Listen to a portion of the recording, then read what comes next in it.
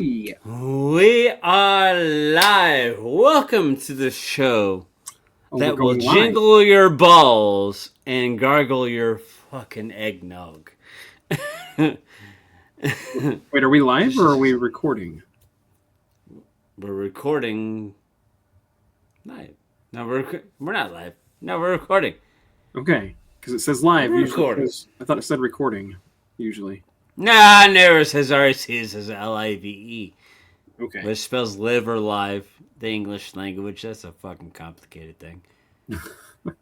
And Right. Didn't anyways. mean to jump on your intro here. Yeah, what a good intro, you. I was just saying, well, jingle your balls and gargle on your eggnog. This is the Sons of Screens.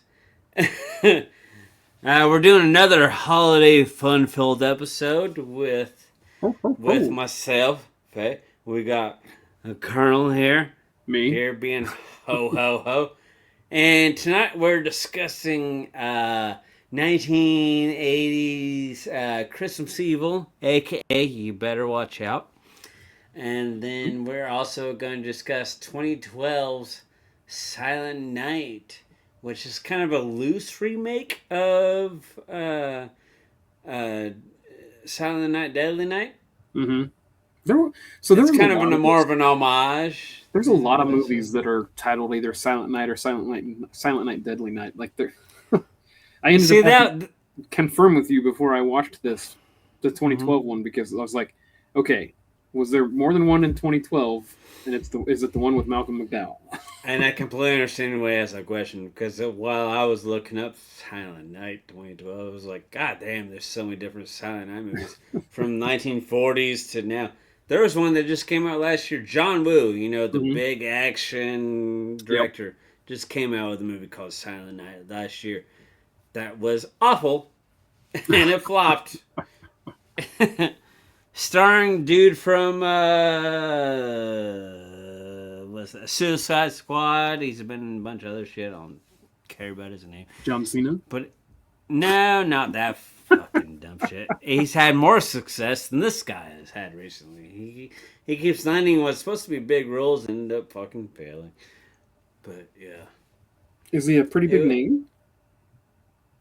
he should be a big name, but all the movies that he's in are fucking disaster, like flops. I wouldn't say they're disastrous because the movies could still be good. It's just they Yeah. just flop. I'm just trying to think of who in Suicide Squad was fitting that bill. But He was in both versions of Suicide Squad because you know how James Gunn kind of redid Suicide Squad Mhm. with some of the same cast, but then Yeah. also changed it up. The same guy was in it, Hmm. and then he was the star of a John Woo film. Do you know who John Woo is? He's done a lot of classic action films. He did Mission Impossible 2, which I've is not the I've best heard the name, but example. I don't know specifics from him. If you've ever seen an action film and you see doves flying in the background, John Woo directed it. Okay. Yeah, he likes his doves for some reason. Okay. Anyway. Anyways, yeah. We're discussing. Which I was wondering because you watched the 1980 Christmas Evil, and you saw Yes. the opening credit where it says "You better watch out." Did that confuse you at all? A little bit, but there was a lot about this movie that confused me. But we will get into that in a little bit. Yeah, we'll get into that later. But yeah, there's a reason why there's two different titles for that. So we will. So I feel like this is a good segue into my random beer, because I'm out of beer. And Yeah. before we get too much further into our conversation, I feel like we should just go ahead and bring those up. So mine, it's kind of related. It's not silent, but it is Night Milk. Night Milk? Yeah. So it's a vanilla stout. I saw a Night percentage Milk. on here earlier. Where's it? Oh, no, not there. There's a lot going on this can. So like, the I percentages do on love the red and blue colors. I do. yeah, It is pretty good coloring. Night milk. Why don't you give your beer while I find the percentage? Oh, there it is, 7% alcohol by volume. My beer is actually a local beer, Tall Grass beer, and they've had this beer called Zombie Monkey, which is pretty tasty. But they recently released a Zombie Monkey with coconut, which just kind of makes you think that people commit to certain shit, like the guy from Christmas Evil who thinks he's Santa Claus. We're not talking Christmas Evil yet. Right. But no, I'm just trying to, relate to the beer. So before we get into our research, hold on, was there anything else you wanted to say about your beer? No. So before we get into our recent watches, okay. Sorry. So before we get into our recent watches, I am a huge fan of Laura Vandervoort, and I paid to get a cameo from her, and I figured out. I asked her to roast me. Yeah, it's there. So I have not seen this yet. This is a first watch for me. But I wanted to do it on here, so my first watch is going to be like this will be my so excited because you've talked about Laura Vandervoort since I've known you. Yeah. So I love that girl. Yeah. And let's also do this precursor to where we just did kind of this drunk conversation, and you had the chance to get this cameo of Laura Vandervoort that you've known for fucking 20, no, not 20, right, but like 10 fucking years. I went on there and the cameo was like it was either $25 or $35. It's like, okay, sold. Yeah, and we had a drunken night. Like, fuck it, let's go. I can't wait. Oh yeah, I'm sorry. I want to. So like, is there a way to add this as another page, or is it just going to go over top of us? Let's go over top. So it'll mute our mics too, so we can't even talk over it. Well, here we go. Are you ready? Mm-hmm. No, I'm excited. Hi, Matt. Thank you for the cameo. Happy holidays to you. And thank you for saying you've watched a bunch of my work. I appreciate you saying you'd watch anything that I'm in. And, you guys are the reasons, fans from Smallville, Bitten, V, whatever it is, that we continue to work. So thank you. And thanks for saying I was underrated in some stuff. Like, I'm going to agree with you. I think some of the opportunities I've gotten haven't challenged me in the way that I want to be challenged. And I think I'm capable of a lot more still after 29 years. And I'm trying to change people's perspectives of me. I'm producing, developing content. And it's just a challenging business, but it means a lot that you appreciate my work. And I hope you continue to. And I wanted to send you all of my love. Happy holidays.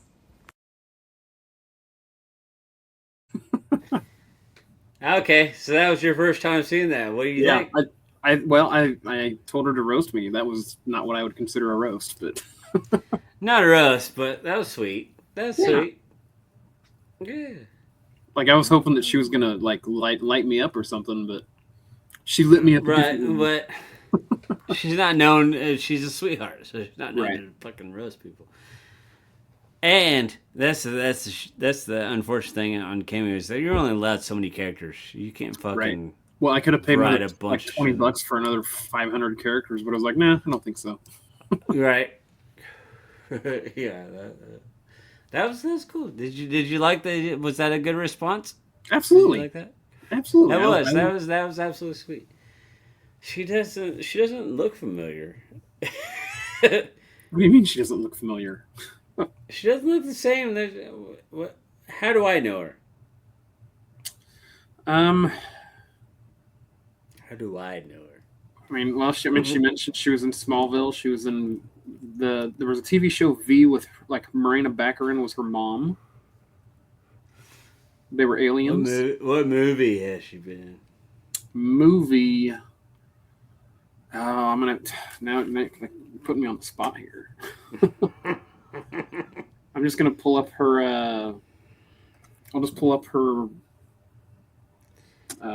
She did the Into the Blue sequel. She did. She wasn't Into the Blue, yeah. Oh, she did the Rabbit remake. Oh, you already pulled it up. Yeah. Yeah, I was gonna say you're gonna know yours better than what you recognize her from better than I'm gonna be able to tell you. Yeah, she did the Rabbit remake, which, I mean, Rabbit is known as one of those like fucking hardcore movies, so the remake was not gonna live up to. Rabbity's good, Rabbity's wise. Yeah, but she was still good. She was in Ted. She wasn't Ted, yes. Yeah, she had that appearance in Ted. She was in Jigsaw. Like that movie Jigsaw. Yeah, I don't remember her in Jigsaw. She was one of the victims that. No, she was one of the victims in it. Okay. I mean, she started. Yeah. She was in. Let's see. And what makes you a fan of her? Why were you? I'll be honest with you. I think the first time I saw her was in that TV show V, and I fell in love. And then I just kind of started following her after that, and like, I just like her. I understand that. I don't watch shows at all, but every once in a while I watch a show, and I'm like, God damn, that I need to follow her career. That happens to me all the time. I'll see somebody perform something, and I'm like I was not what I'd call adolescent, but I was a single lonely man, and I just fell in love with her. She was in This Means War. Did you ever see that movie? I love that movie. That's right. I forgot she was in that one. That's the one with Chris Pine, right? Yep, Chris Pine and Tom Hardy, my guy Tom Hardy. I love him. Were they battling over the girl? Was she the girl they battled over? I didn't think she. No. Reese Witherspoon is the one that she battled. That's right. She was the one of the. I was gonna say I didn't think she was the girl they battled over. No, she was one of the dates, and then Reese Witherspoon kind of chimes in. Yeah. So yeah, like I'm pretty happy with that purchase. Makes me want to do another one. I know, right? Funny story. Our con friends from the Craigs from Frightmare, they went to, I think it was Houston. It was either Houston Horror Fest or one of the Houston ones, and Laura Vandervoort was there, and I had them get me an autograph from her. I don't have it handy, I don't think, but. What did you get signed? I got a Bitten photo signed. Bitten? Yeah, a TV show. I'll find it. I'll find it on the break, and then I'll. Oh, okay. I didn't think to have that handy, which I probably should have. But anyway, the show is called Bitten. Yeah, it's about werewolves. So she was a werewolf. Oh, it's about like this group of like the pack of werewolves that. Yeah, it's a good show. Okay. And it was like one of those Sci-Fi Channel shows, so it was like there was never nudity in it, but there was always almost nudity. Almost enough to where they left little behind the imagination. Yes. To where like, okay, yeah, like I've seen naked. Just like watching Friends over the years, we've seen Jennifer Aniston naked. Mm-hmm. Just watching Friends, let alone. Sure have.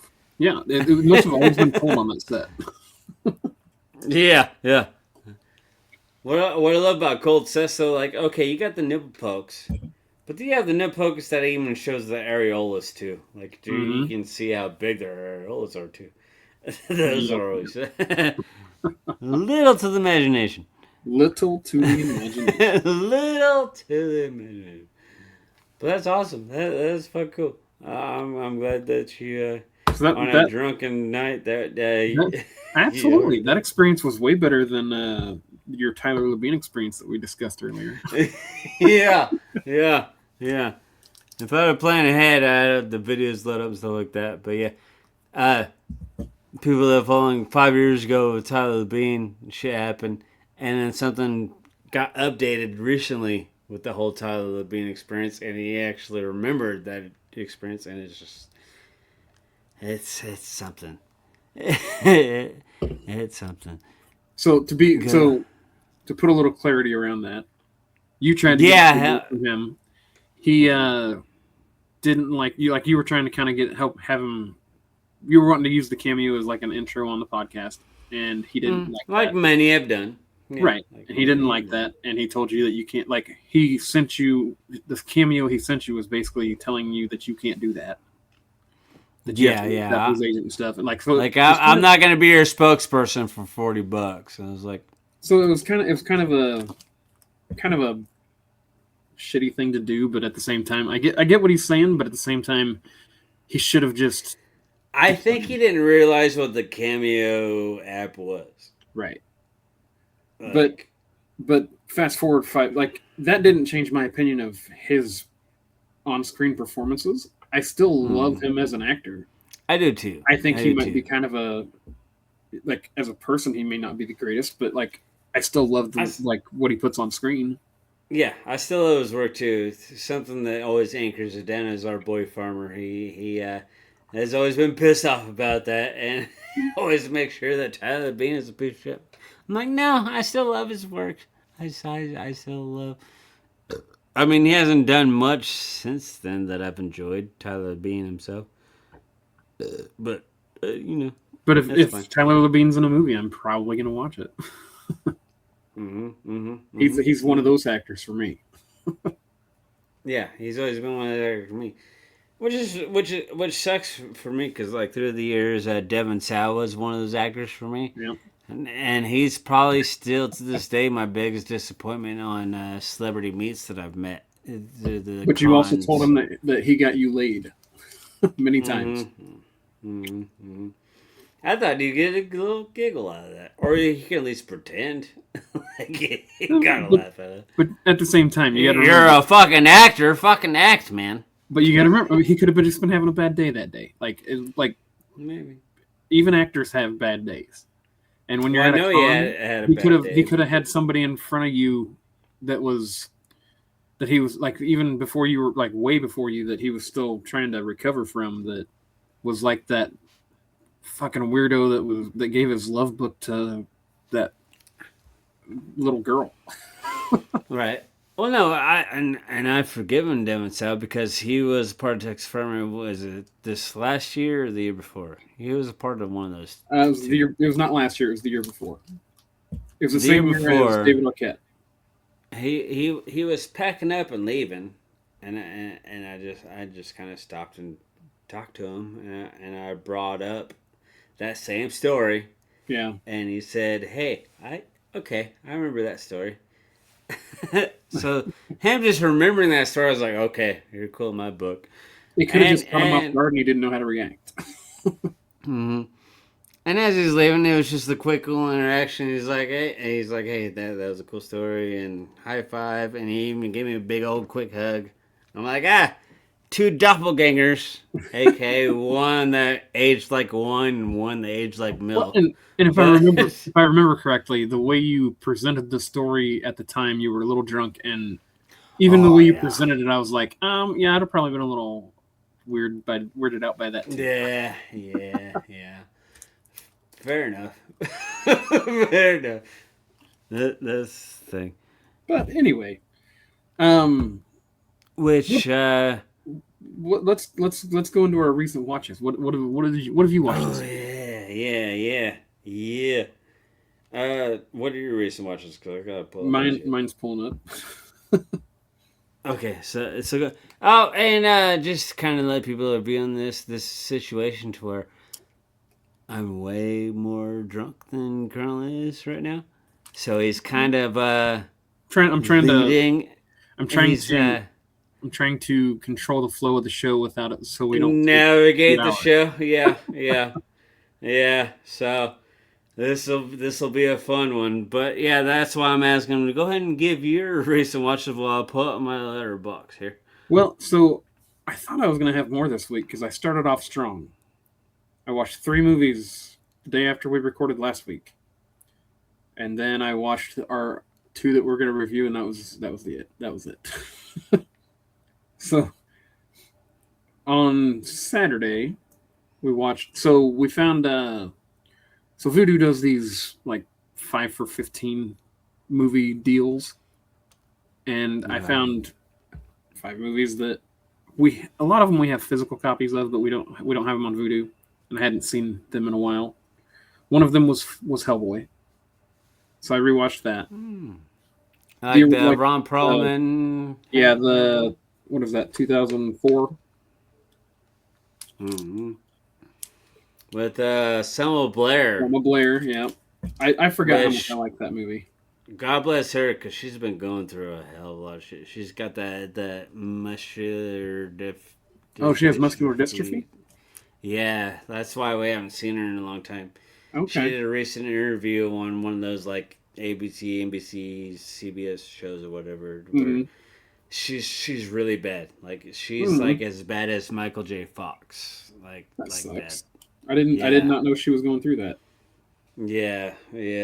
But she's staying positive, and God bless her. Well, I mean, that's all you can do in that situation. Yeah. I mean, well, that's not all you can do.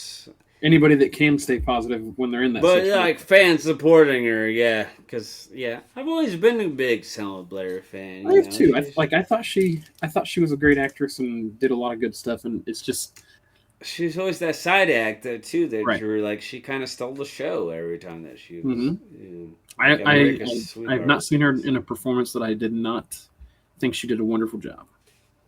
And then she randomly disappeared, and then I learned why. And I was like, God damn, that kind of breaks my heart a little bit. That makes sense.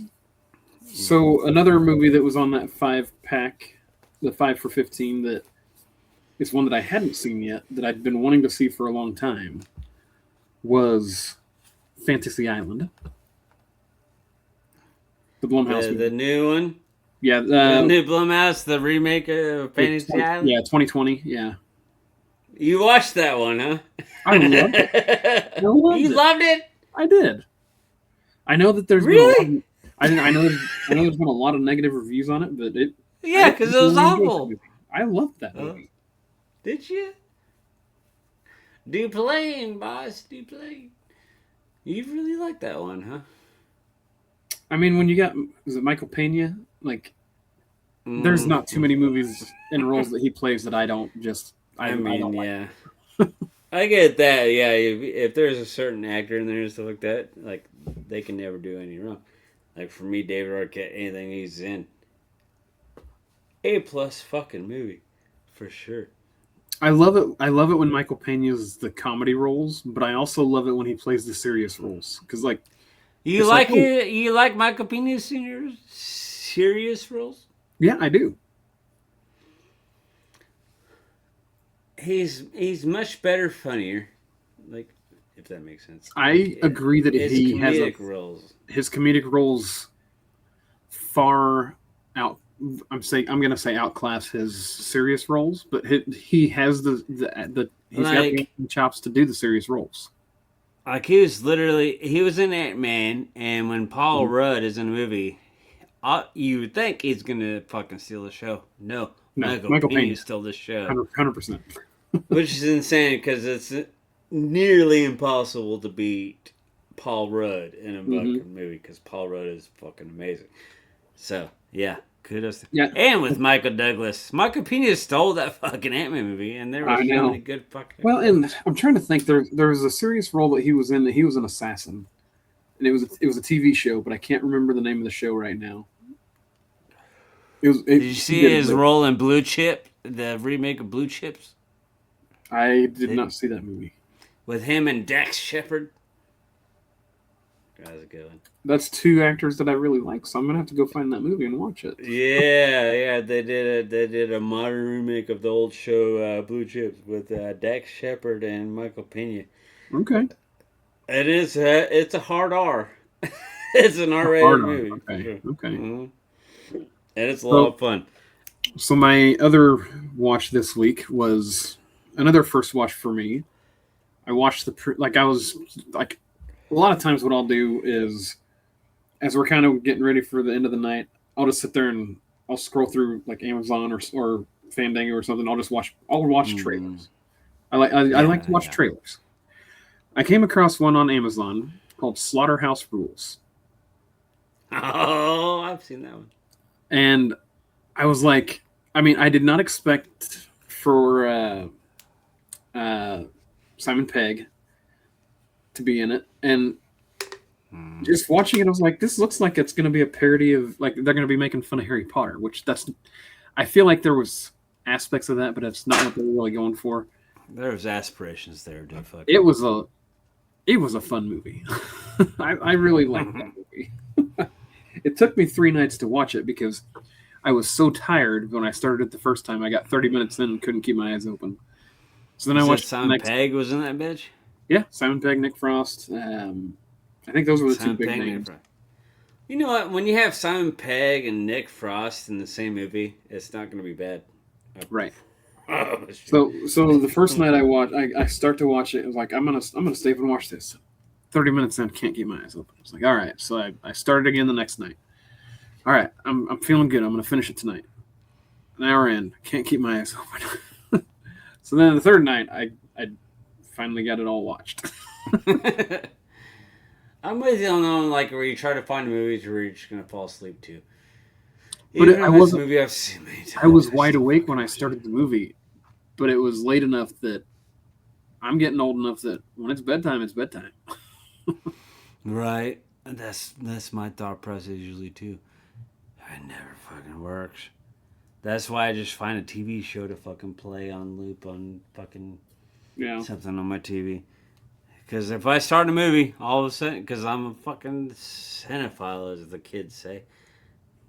Well, I'm usually the same way. Like, if I start a movie that I haven't seen that I'm interested in and I'm enjoying. Yeah, don't ever start a movie you haven't seen if you're trying to go to bed. Right. Don't ever do that. But, like, I wasn't trying to go to bed, so I was like, okay, I'm just going to watch this movie. It's an hour and a half. Be good to go.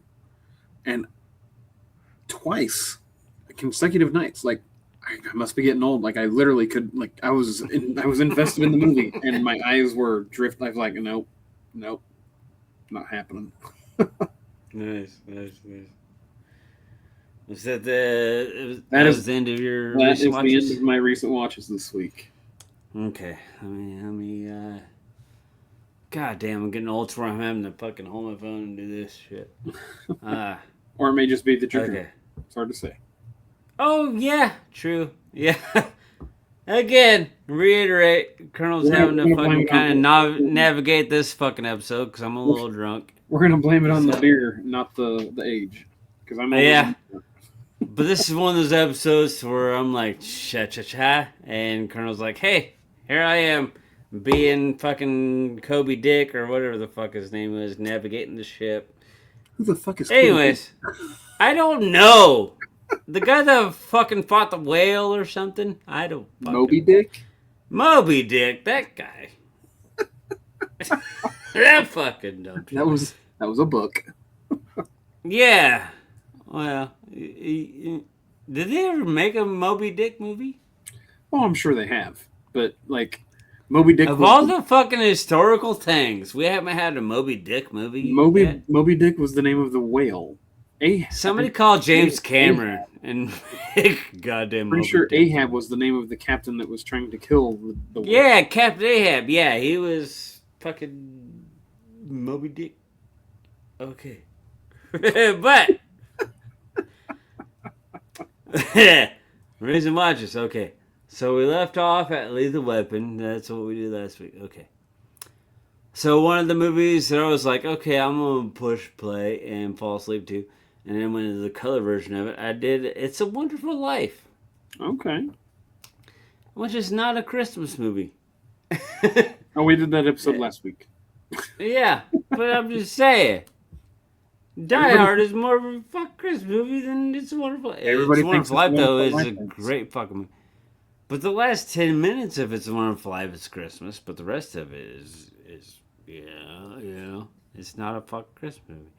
But I watched the color. This is the first time I watched the colored version though, because usually It's a Wonderful Life is black and white, but they have a colored version on Prime, and so I watched that one. I'm like, this is actually cooler, because I'm trying to figure out how they did the colored contrast. I'm like, well, that color really doesn't match, but I can see why you did it. Okay. Which is a great... Oh, Merry Christmas, everybody! Oh, Merry Christmas, movie house! Merry Christmas, Emporium! It's good shit. And then in the mail, I got a movie that I've been waiting literally for 20 years to get a nice proper release, and that was Dogma.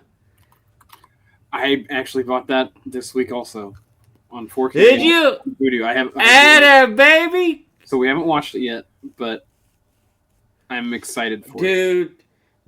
Dude, like, I'm so proud that you fucking bought that. It was $15 on Voodoo, so I was like, you know what? Yep, buying that. Dogma. So fun. Alanis Morissette is God in that movie. It's fucking. You got Buddy Christ. And you got Buddy Christ. You got George Carlin as a priest. Right.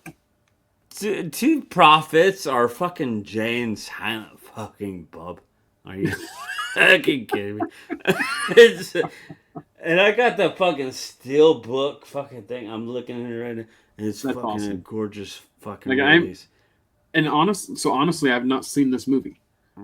I can't wait. You've never seen Dogma. I can't wait.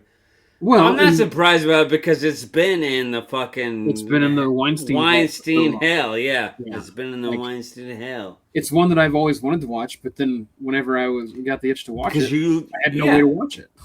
Well, because you appreciate Kevin Smith and you want to see his fucking movies. Yeah, yeah.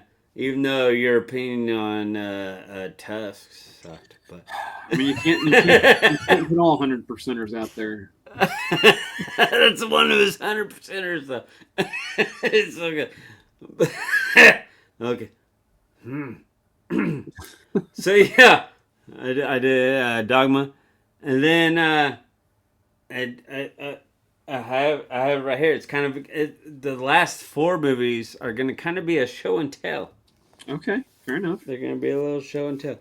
Because I ordered from Severin for their Black Friday release. Uh-huh. And I got which way's up, which way's down.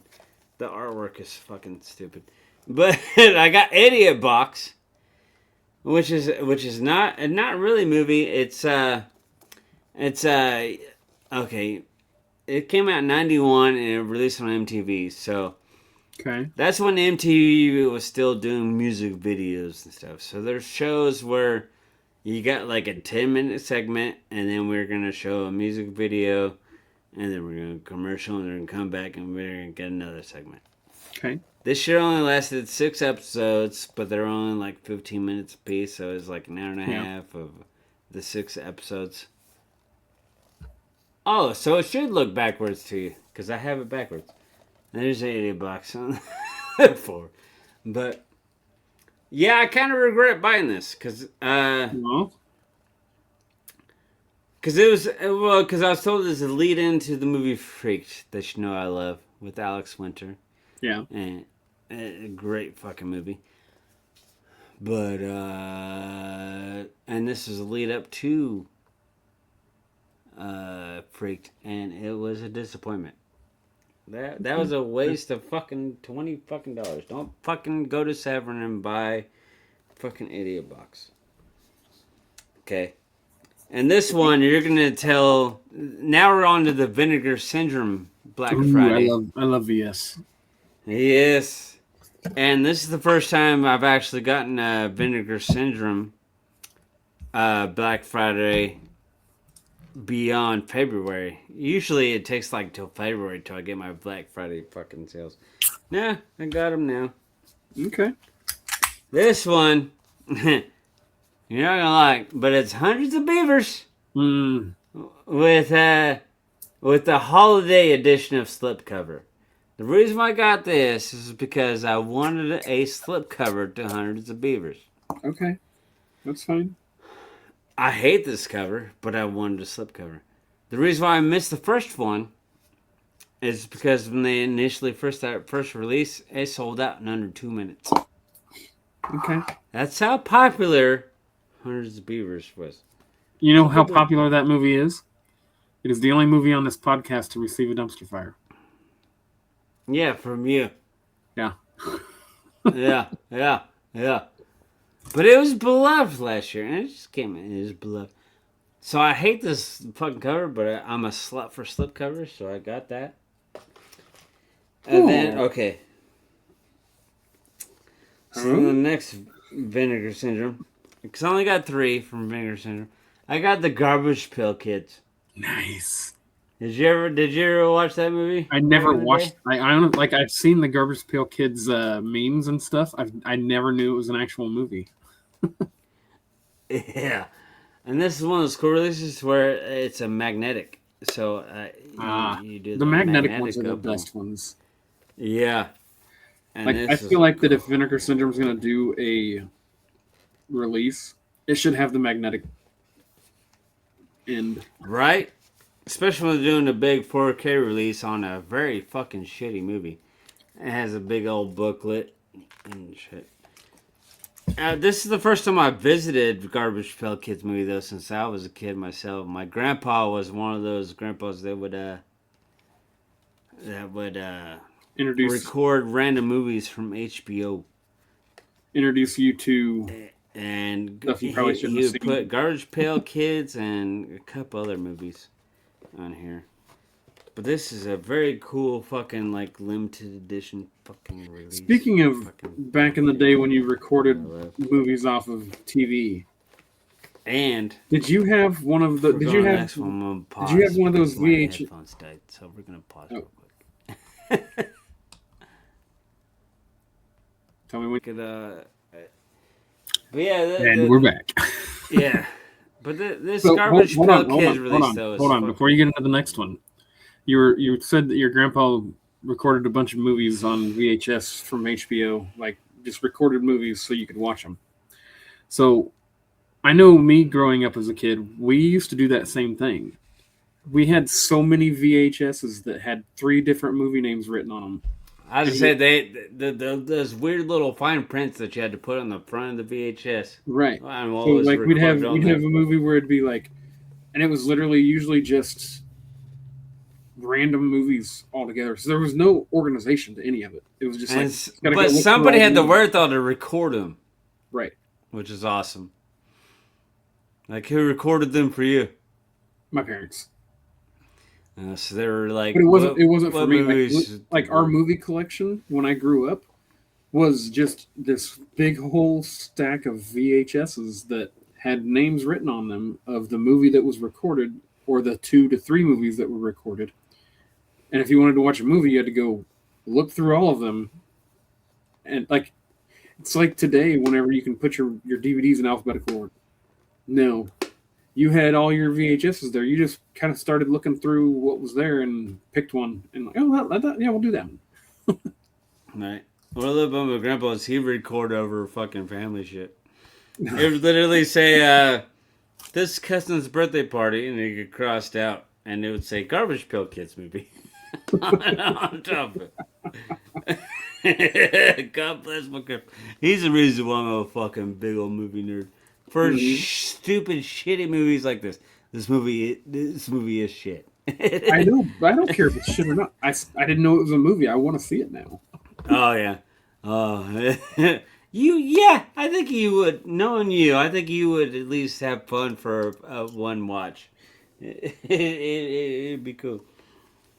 But, okay, so I got this fucking magical thing.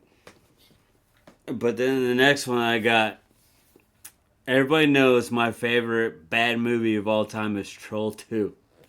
Mm-hmm. Remember Troll 2? Troll 2, they released Troll 2 on Vinegar Syndrome. Nice. On 4K for the first time ever. So that movie obviously was not recorded, like it was not shot in 4K. No. What do they do on a movie like that to upscale it to 4K? They just upscale. The thing is, when you upscale a 4K movie, like when you want studios to do old movies to upscale, yeah, they actually have to sit there and literally re-edit, everything with it. So they go through the entire movie and they adjust it to make it the 4K, because like they learn the ability of like what we can do with 4K, and so they kind of up and stuff like that. So there's some 4Ks that are fucking complete dog shit, like Evil Dead 4K, dog shit. Okay. They just fucking said, hey, it's 4K, and here you go. They just released a 4K version without editing it at all. And it's still grainy as fuck, awful dog shit. But Vinegar Syndrome took very good care of one of my favorite fucking movies. Especially my favorite bad movie, Troll 2. They fucking... They did it, and they have new interviews. Now, and you also said that 4K on physical is way different than 4K on digital. Absolutely. I'm curious about that. Like I have the internet capability to stream 4K. Mm-hmm. I have a TV capable of producing 4K. No, the last couple of months. The next time you come over, I want you to bring over you got the physical Nightmare, 4K. You got the Nightmare on Elm Street, right? Mm-hmm. 4K. Mm-hmm. I want you to bring that set with you, and I want to watch whichever one you think is the best of that. Transfer of the 4K. Yeah. Right. I want to watch that one on my Vudu account, and then I want to rewatch it on physical, and I want to see the two. Hey, I'm down because I'm willing to watch the same movie back to back, especially when it comes to Freddy. Good old Freddy. Well, absolutely, I'll do. I feel like that would be a good judge. No, that's something that I've just learned the last couple months myself with you is like you don't understand the physical media aspect. And no, I love physical media. I want physical media, but I'm not gonna go buy something in 4K that I already have on Blu-ray or VHS even. Or even on digital and all that shit. I'm sorry, no. I don't have a VHS player, so like I have a bunch of VHS movies, but like if I've got it on DVD or Blu-ray, I'm not gonna go rebuy it on 4K because I'm already struggling. Like I've got a whole tub full of duplicate movies that I'm not sure what I'm gonna do with yet. Mm-hmm, mm-hmm. I've had you go through them. I've had Anissa go through them. And we put a big old dent in them. But I bet there's still 150 to 200 duplicate movies that I have. Right. And just know there's a bunch of big collectors too that you either got the old school VHS collectors, or you got people like me that want the upscale. Well, and I really want to teach you the difference between all the fucking why fucking the next this shit cost me $50, and I think it's still worth it. The next Andrew weekend, you are gonna come over with your 4K Nightmare on Elm Street collection, and we're gonna do a side-by-side comparison. Well, not a side-by-side. We're gonna do a back-to-back comparison. I was saying you got a Series X, so you got the 4K, and you got the 4K TV. We'll figure it out, and hopefully, I can teach you why. Us 4K physical copy nerds will tell you why we are that way. And then all of a sudden, your boss gets mad because all of a sudden you're going to start buying a bunch of 4K movies. I want you to be prepared to explain to me the different, like where I should be looking for the difference too. So all of a sudden you want the fucking Harry Potter 4Ks physical. You want the Lord of the Rings physical 4Ks. You want the Star Wars physical 4Ks. Yeah, because I don't think the Lord of the Rings I have on 4K, but I know they were shot in 4K. Like they whenever Lord of the Rings and Hobbit were shot. Peter Jackson was the first one to do the 36 frames per second instead of 24. Mm-hmm. Right. That's why. Thank you, Peter Jackson. Yep. Love you. He's way ahead of his time. Yep. Sorry, but let's circle back to. But yeah, Troll 2, baby. Like anybody that knows me in the last 10 years knows that I love fucking Troll 2. So when Vinegar Syndrome released this, I was like, I don't care how much it is. Kind of similar to when they released Cannibal Musical for a year. Like, I don't care how much it fucking is. I need it. I need that fucking spot. Like, I even talked to my wife, and she was like, are you really asking me for approval to buy a movie? I was like, yes, because it's not going to be cheap. Yeah, because it's $40 for one movie. Yeah. And I love it. Yeah. Oh, and I've gone through and I've watched some of the special features on this. And the best movie documentary is about Troll 2. It's called Best Worst Movie. Unfortunately, it's not on here, but it's free on YouTube and shit. Nice. It's called Best Worst Movie. And yes. Hallelujah! Fucking Troll 2. Like, Garbage Pail Kids. Troll 2, worth the fucking $50. Absolutely fucking literally. Nice. And yeah, it's yeah. Does that do you have more recent watches, or was that your final recent watch? I just got this yesterday, so I'm pretty sure that was my last recent watch. All right. Yep, So yep, Troll 2. let's rate our beers. Oh yeah. Are you finished with yours, or are you still drinking? No, I'm still on it, but I can give him my rating. Because I realized that when I was talking about Troll 2, I was like, oh, I keep drinking the beer that I usually drink. I'm forgetting to drink the fucking zombie monkey beer. Well, give me your rating. I'll give mine after that.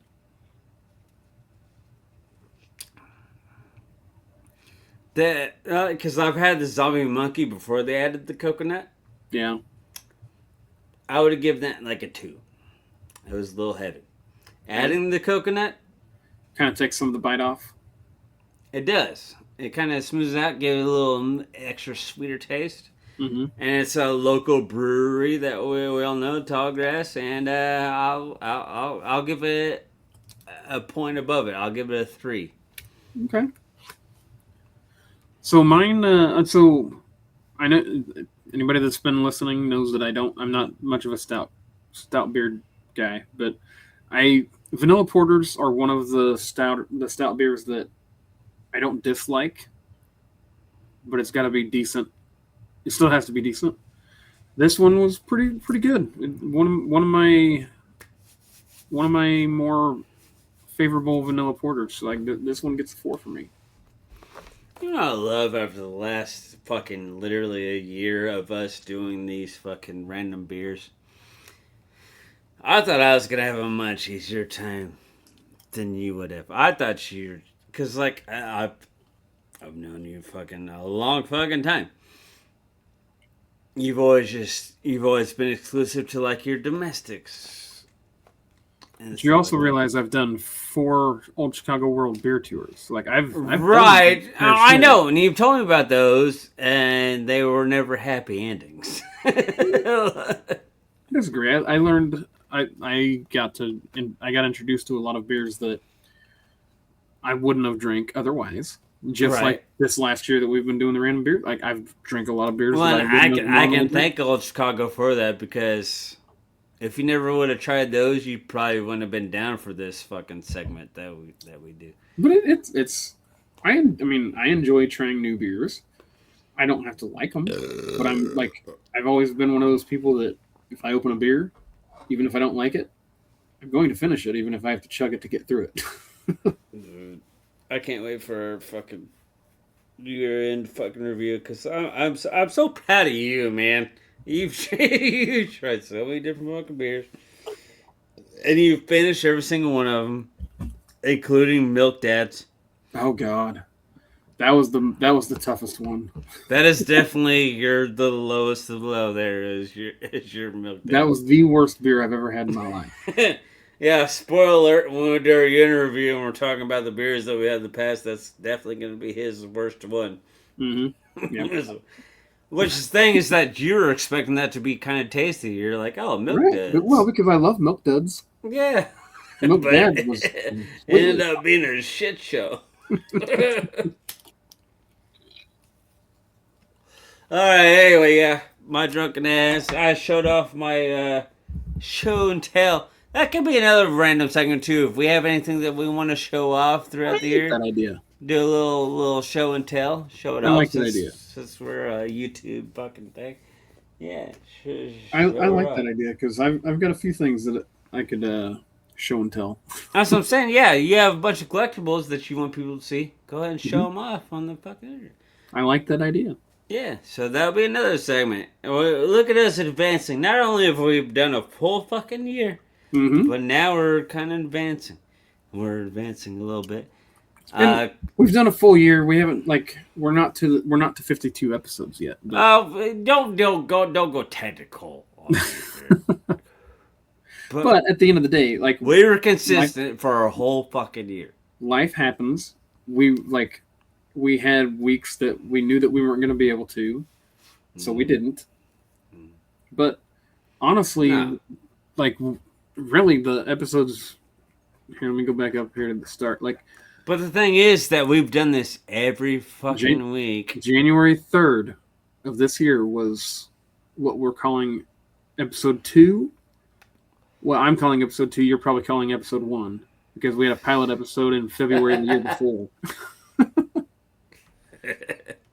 But still, like, we started in January, and if we haven't recorded every week, it was planned to not be recorded. Hey, brother. Grass to 1 year. Cheers, brother. Oh, that's a sexy ass koozie that you got. I know. I like this one. Mm-hmm. So yeah, I believe it might be a little break time before we get into our movies. Go pause break. Yeah, we'll be right back. We'll be right back. All right. Hey, here we're back. Hello. How you feeling, Andrew? Oh, pretty good. The lighting is different this time because I was doing some gaming shit, and here's my fucking light. But yeah. So, are we gonna do Christmas Evil or Silent Night first? We're gonna do Christmas Evil first. Okay. AKA, you better watch out. All right. Do you want to give any kind of synopsis on this movie? Yeah, I'll give a synopsis. It's about a dude that experienced some traumatizing shit as a kid watching Santa fucking fuck his mom. And then he, when it was probably his dad being Santa. Yeah, it was probably his dad, but you know, when you're a kid and you see a dress up Santa Claus, you know, shit happens. But for some reason, that didn't fuck him up enough. What fucked him up is that he just took himself so seriously, like he loved Christmas so much to where he started believing that he is actually Santa Claus. And then he took the naughty list and took it to a new extreme. Watching kids and keeping a book of good kids and a book of naughty kids. How's that different from Santa? How's that different from Santa Claus?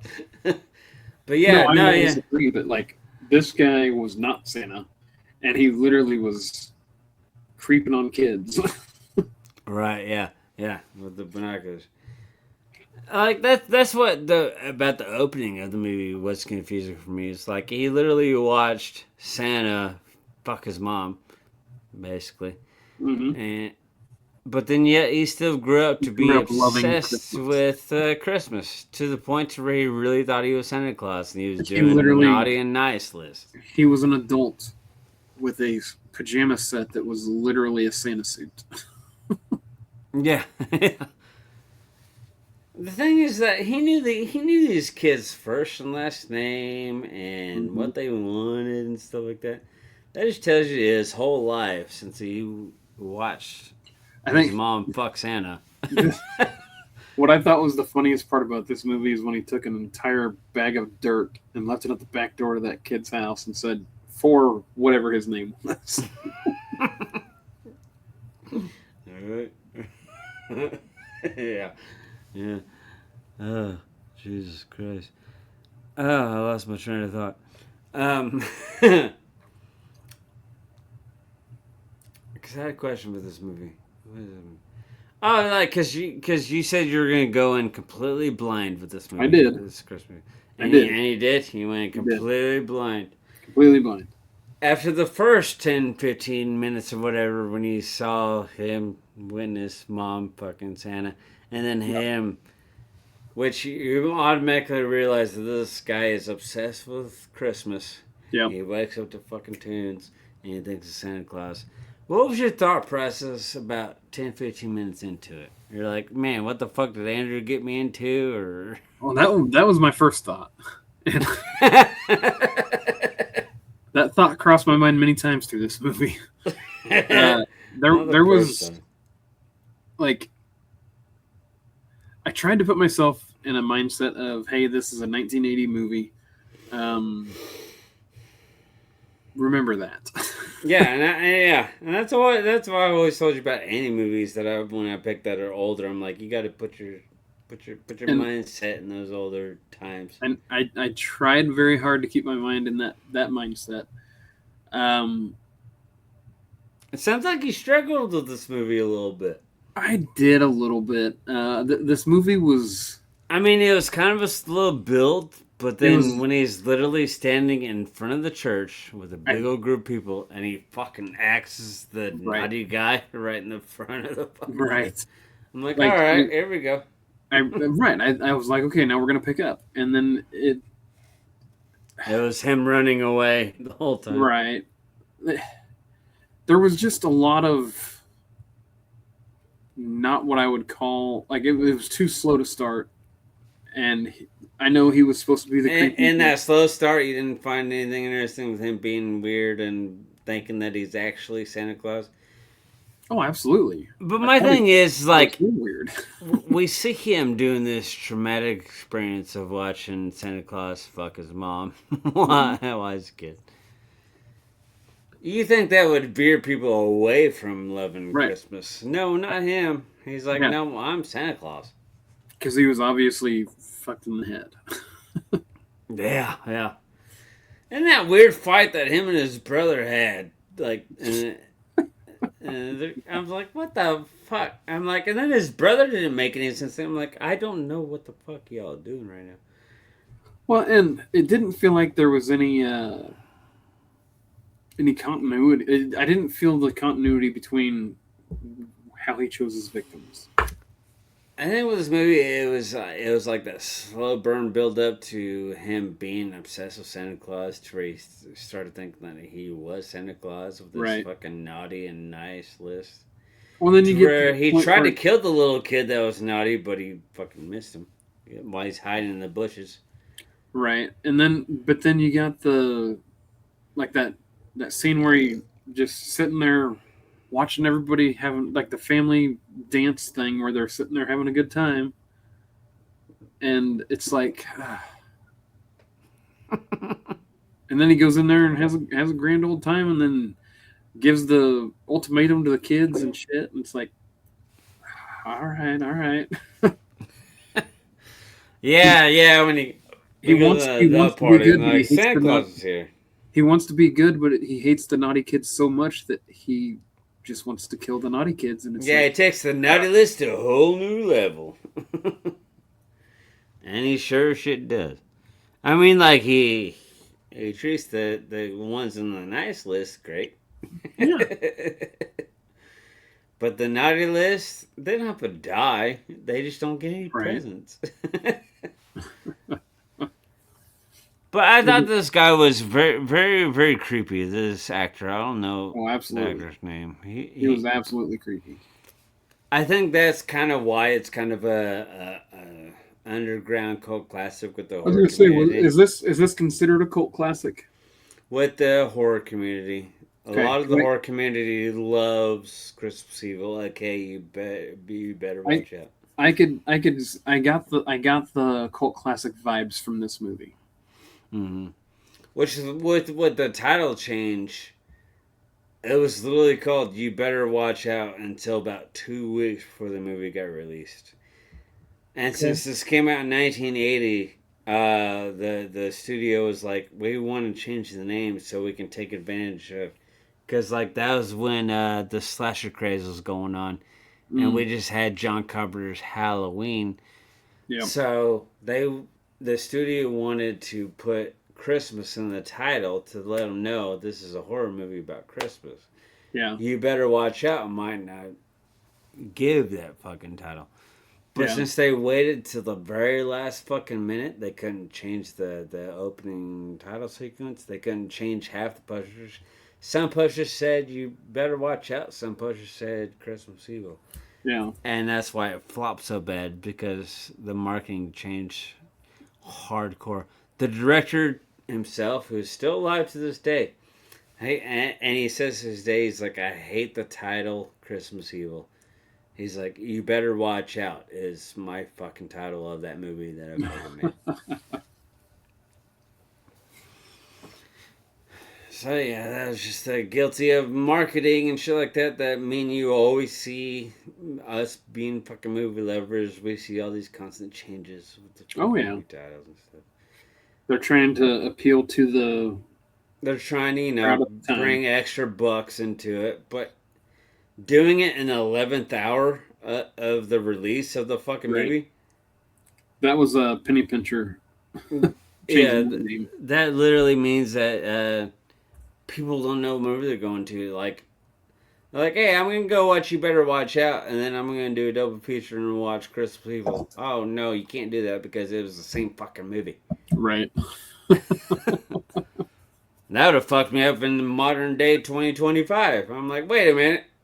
Well, it's kind of like I think it was Edge of Tomorrow with Emily Blunt and Tom Cruise. Yeah. Like, is it called Edge of Tomorrow or is it called Live Die Repeat? I don't know. Like, they literally all of it was advertised as this, like, the same. And way. Look at the end result, a big old flop because nobody knew what the fuck they were getting into. Yep. You got to figure out your title of your movies long before you fucking release them, man. Yep. I get the fucking studio's idea of putting Christmas in the title just to sell more tickets, but you're way too late. You literally waited a week before it happened. All right, so we'll just kind of finish. I mean, was there anything that you liked about Christmas Evil? I thought there was some interesting aspects.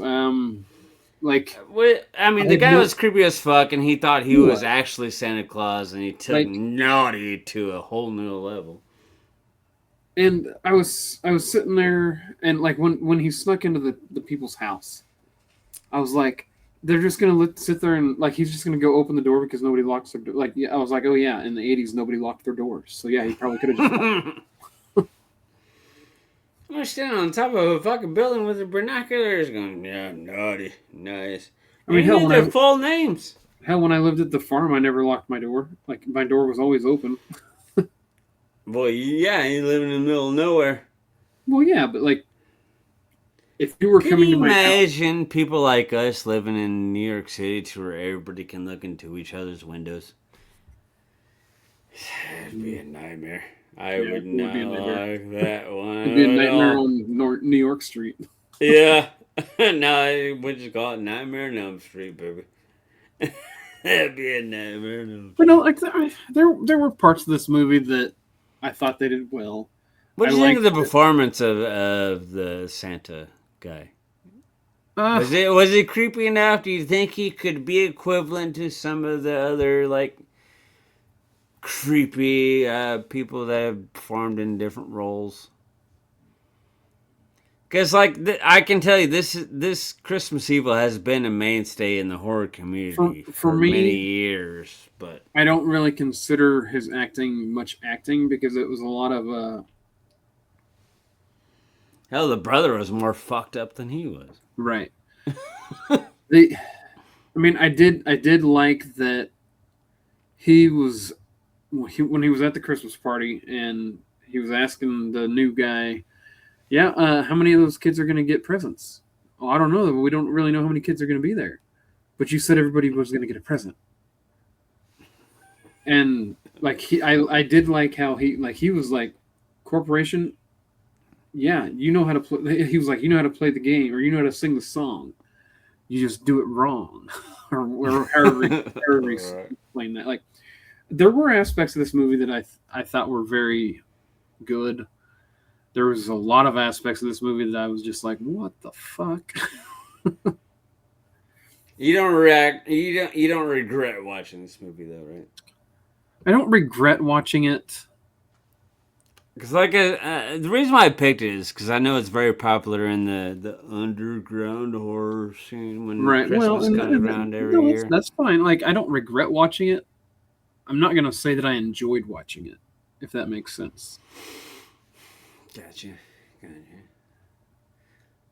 Well, I will say that it does not get into this category. Okay. Well, I'll give my rating first on Christmas Evil, aka You Better Watch Out. I'm right in the middle, 5. Okay. I give it a 5. Well, I don't feel as bad about my rating then, because like, I'm glad that I watched. I mean, I'm never sad about watching a movie because I can't base my movie just general knowledge if I don't watch the bad ones, right? Mm-hmm. This one, I feel like it had a lot of potential. It didn't really hit the mark for me in a lot of places. The concept was interesting, though. The guy that was so Right. obsessed with Christmas to where he thought he was Santa Claus himself, Right. but took the naughty list a little too far. I would love to see a remake of this movie. There you go. Yeah, that's one of the old '80s movies that needs a remake. I would love to see a remake of this movie and have it clean up a lot of what I felt was dirty. I love it. I love it. With that being said, this movie, as it was, I gave it a 3. Okay. Like it's not. I'm glad I watched it. It had a lot of holes, I thought, but when I picked it, I was kind of being heavily influenced in the horror community, thinking it's like the greatest fucking Christmas horror film. It's like, but then I watched. It's like, I'm like, this guy was creepy enough, and it was fun. I mean, especially when he acts a dude right there on the fucking steps of a fucking church. I was like, okay. The plot has a lot of. Oh, what'd you think of the ending though? To where the fucking van fucking flies off, right? And we don't and then it just ends. Yeah, that was an interesting choice for the ending. Right. Bob Clark would never accept that. I really feel like this movie, the plot of this movie has a lot of potential. I think they did what they could in the 80s, probably with the budget they had. This is an old idea that deserves a remake. I'm 110% behind you on that one. That is where I'm at with this movie. We need a Christmas Evil remake for sure. And it can be another remake that I like better than the original. Yeah, we can have that theme on this show, don't we? We do. Okay, but Silent Night, though, speaking of remakes. Silent Night 2012. It's a loose remake / homage to Silent Night Deadly Night from 1984. Yeah. So they pay many tributes to it with naughty and that creepy grandpa sitting in his fucking chair and all that stuff. Have you seen Silent Night Deadly Night? I have not. I'll say you were sitting there agreeing with it, but I was like, you never seen Silent Night? I haven't seen it. So what I will say about this movie is there was I did like this movie. The kills were fucking fantastic in this movie. Absolutely. So I thought there was what I'll call continuity errors in the movie. Just so, now, a year later, you're gonna call it continuity errors. Well, I don't know if that's the right term, but that's what I'm going to call it.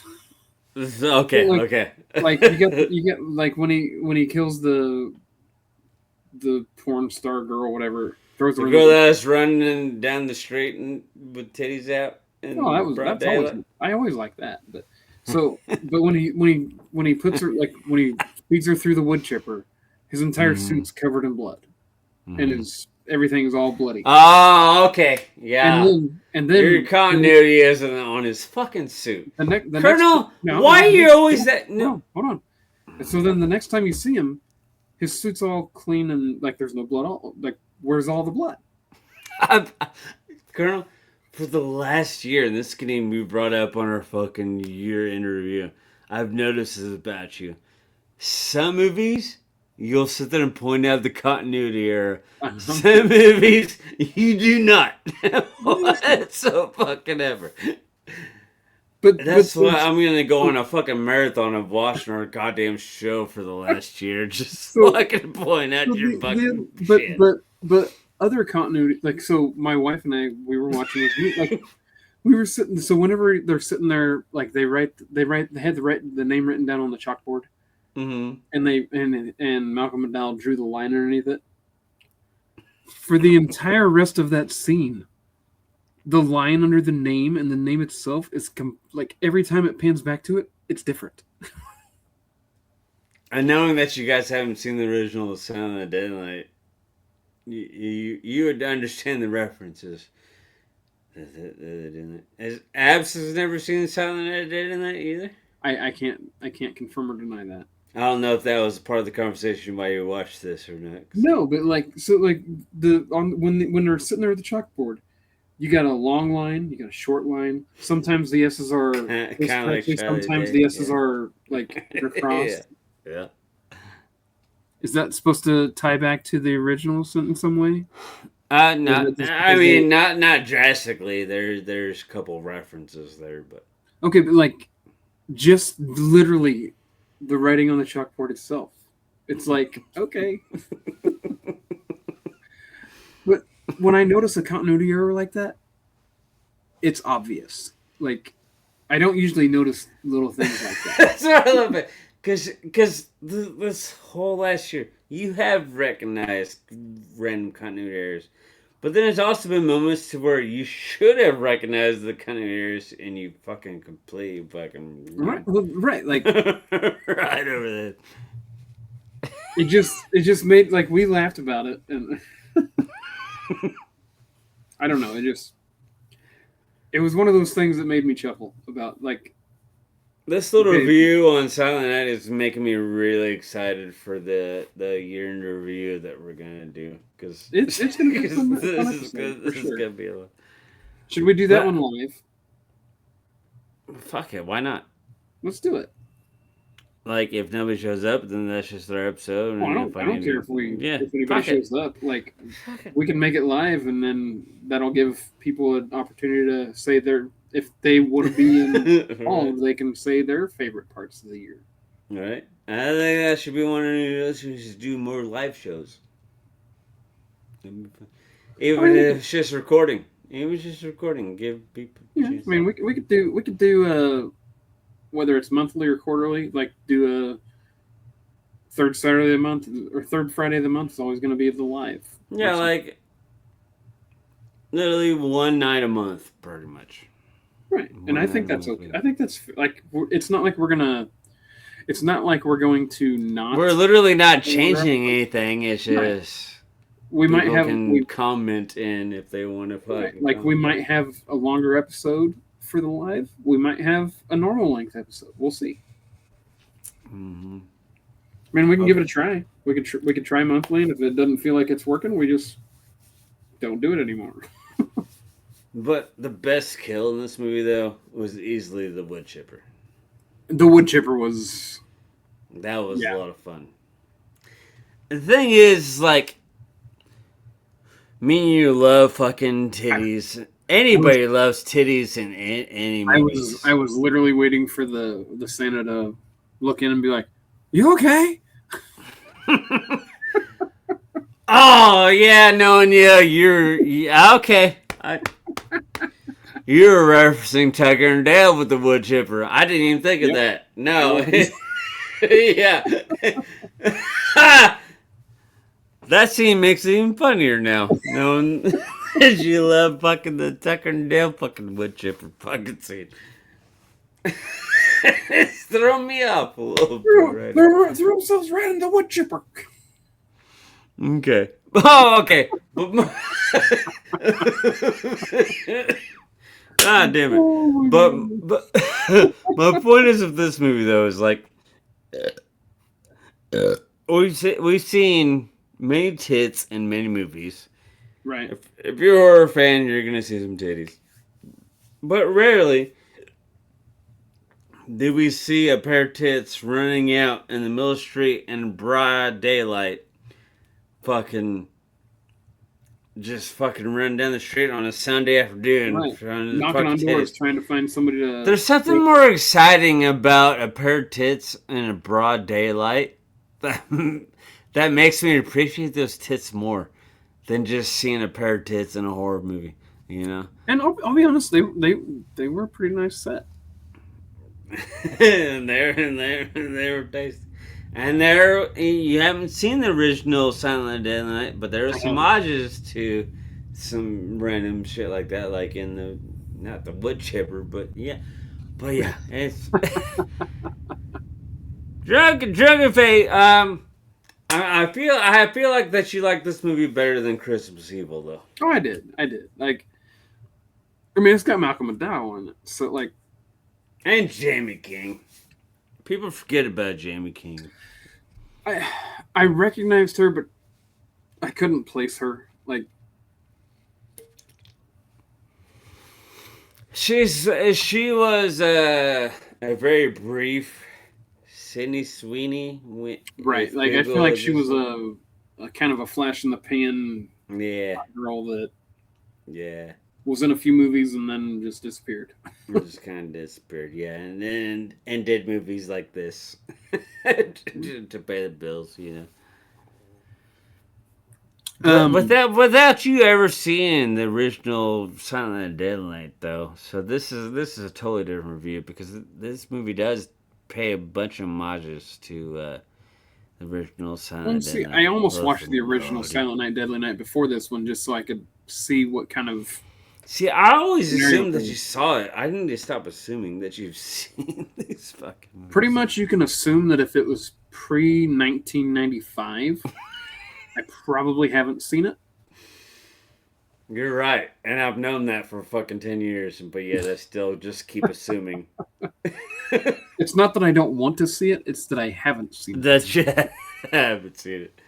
And as our boy Tilly is in the waiting time, he'll teach you. He'll teach you better than I'll teach you. I was going to say, we could bring him in if you want to, or we could go ahead and rate Tilly this. wants to come into the show. We'll rate it. Or we could go ahead and rate it and finish the episode off, and then we can chat. Yeah. We'll go ahead and... Tilly, do you have anything to say about the 2012 Silent Night remake? Nope. I had him and he bounced. Okay. So yeah, we'll go ahead and end this episode. What did I give Christmas Evil 5? I gave it a 5. Yeah. Okay. And bless your heart for dealing with me this whole fucking episode, because obviously I've been a fucking... It hasn't been that bad. Yeah, you've been drunk, but it happens. It happens, You signed up for this, brother. Hey, Jake Paul lost too. Anyways. Got knocked the fuck out. yeah. But anyways. This is one of those remakes with how loose or tight it was. This is one that I really do enjoy, and I watched it fucking year. Well, okay, hold on. Before you get into your review, goddamn, Malcolm McDowell was kind of a douchebag, right? Yes, Malcolm McDowell. He was one of the worst possible bosses that this girl could have had. Malcolm McDowell kind of does that. I'm gonna test. Hey Tilly, what do you think of 2012 Silent Night? It's good. I know it's kind of like a loose remake of Silent Night, kind of like an homage to Silent Night. But you like that with Malcolm McDowell and Jamie King? Anything with Malcolm McDowell is going to be good. What would you give it out of 10? A 7. A 7? You give it a 7? Tilly gets on our list. Tilly's on our list. He gives well, Tilly, you've seen Christmas Evil from 1980. What do you think of that one? Not as good, but I like it. Not as good. Okay. What do you give it out of 10? Since we're here. About a 5.5 to a 6. All right. Just put 5. Yeah. What did y'all give it? I gave it a 5. Colonel gave it a 3. Yeah, I can see that. I'm not gonna rehash. And now we're reviewing Silent Night. Right. Did I give my Silent Night? You have not given your Silent Night. I mean, this movie was fun. I love and not to be a fucking cinephile fucking nerd or anything, but I really love the score of this movie, like the fucking music that they did through it. It was fucking cool. I love the contrast coloring that they did too, which was a lot of fun. The slow-mo fucking blowtorch, I thought was a lot of fun. That was pretty cool. Yeah. And just that weird, like, because you know that they took that mask that was supposed to put makeup on people's faces and they cut it in half and did that weird look Mhm. with the Santa. I thought that was nice. That, little the adage Santa to mask it. was pretty neat deal. So okay, did we ever find out who the killer was, or was it always supposed to be just No, it's just Mr. somebody fucking killed people. Well, Yeah. they kind of give it to you at the end because you think that it was the dad, but it turned out it was the son the whole time. Okay. Yeah. right. What was what I couldn't It's literally just a fucking Christmas slasher. Who gives a fuck we about couldn't the figure guy out, that like, we were sitting there the whole time saying, I was like, okay, this is probably the killer. Okay, this is probably the killer. Okay, this is probably. We could never, like, and then they never really told us who the killer was. It's like, well, fuck you. They do, but you have to sit through some credits. Which that's where they fucked up. Oh, so there was a post credit scene. I didn't know that. Yep. There was a post credit scene. During the reveal. Okay. That was unfortunate. But with this one, I watched it every year and I enjoy it. I really do like this loose remake of Silent Night. I'll give it a solid cop out 7. You know, go. I'll give it a solid. And you fucking. See, Tilly, every week I'll look up when I'm trying to rate my shit, and I look down, and Colonel will literally picture perfect guess what the fuck I'm going to fucking put points on the fucking movie, and it's pissing me off. It's pissing me off. I did not pick the last one because we didn't do that on the last one, but I had a feeling on this one. What do you give this? What do you give this? So this movie, like, overall, it was an enjoyable movie. There was some good comedic relief in it. There was some great kills. I gave it. I was a little under you on this one. I gave it a 6. Ah! I got it! I didn't hold it up, but I promise you, this is what I've been holding the whole time. I was like 6. Your response is enough to know that that's what you were holding up. Because I immediately fucking reacted. Yeah. Like, I was even trying to, like, put it below the screen. I was like, while you're figuring, 6. Got it. Okay. All right, as we end this episode, Tilly, thanks for joining in and giving me your. Thanks for being a guest here, Tilly. Yeah. What do we do next week for our final holiday episode here? So I thought about doing a black and white Christmas, but I decided to do a creature Christmas instead. Yeah, creature Christmas. Okay. So we are going to be doing Gremlins and The Mean One. 2 totally different fucking movies. But I'm down with it. But they're both creature movies. Yeah, they're both creatures. Okay. Gremlins and creatures. I mean, I'm pretty sure I know that we could talk Gremlins for hours, but we'll probably do that as the second. I was going to say, don't have any precursor topics because I have plenty to talk about with Gremlins. We'll be able to fill up the episode with Gremlins for sure.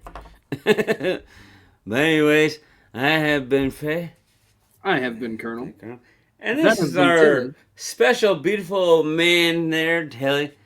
And that is the end of it. And we'll see you next week for our final holiday-themed episode. The Creature Christmas. Yeah. Go fuck yourself. Good night.